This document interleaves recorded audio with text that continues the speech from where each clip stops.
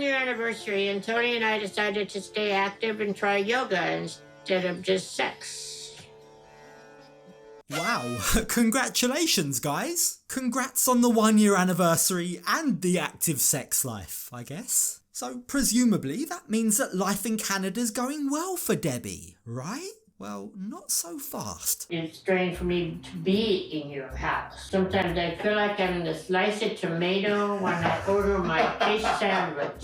An extra side. Now, before we get to why Debbie feels like a tomato, why she feels uncomfortable at Tony's house, and more worryingly, the developments that have happened since this was filmed, let's just rewind to the beginning. So, the last time we saw these two, Debbie was packing up her life to move to Canada for love. You see, after years of living together with her son Colt, their relationship was hanging on by a thread. Things had become very frayed. In fact, at the Single Life Tell-All, the infamous mother and son duo completely ripped into each other. So naturally, it raises the question, how is their relationship today? Colt and I communicate pretty much 3 or 4 times a week, usually in text. Once in a while we'll call. Right, well that actually seems scarily healthy for Colt and Debbie. Let's not forget, these two were so codependent that it nearly lost Colt his latest marriage with Vanessa. And that's not even to mention his first marriage with Larissa. So learning the extent to which these two have untangled their lives is surprising. But with a little bit of distance from Colt, it seems like Debbie is truly in quite a zen place in her life. I mean, she's even going on yoga dates, for crying out loud.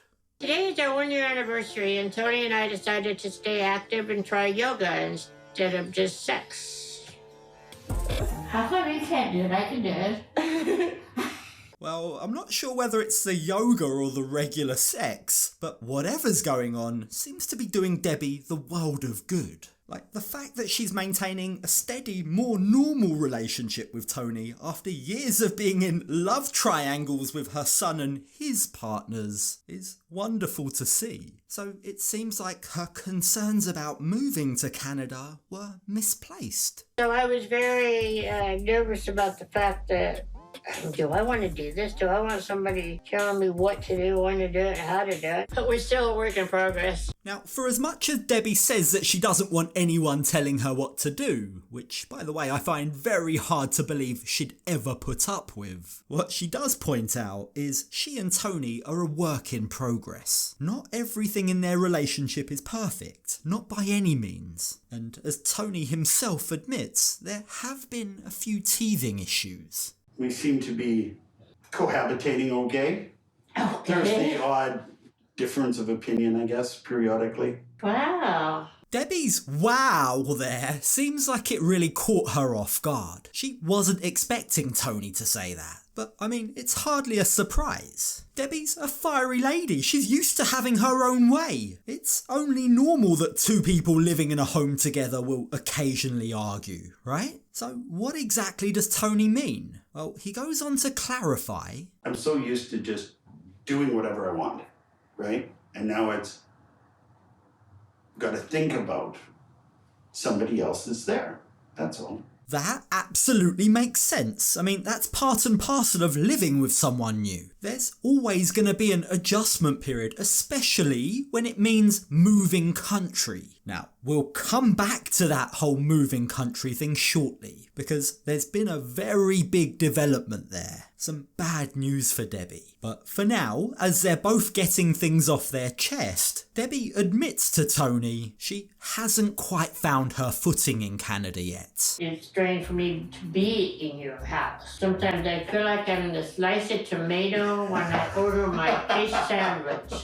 An extra side. That's quite the analogy. I mean, she says it while laughing and joking, but there's a serious warning here. Debbie's admitting here that she's finding it hard to adjust to Tony's life. She feels a bit like an outsider, like an extra, a spare piece of tomato. And as much of a joke as they're making of it, that feeling of being left out is clearly not nice. I'm fitting into your lifestyle, your life. I'm joining your life is basically what I am. Mm-hmm.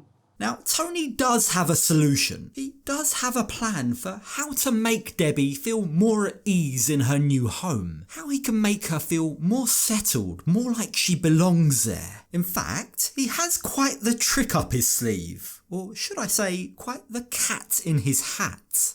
Oh my goodness! Hello. We're going to look and see, and maybe we're going to end up getting a kitten.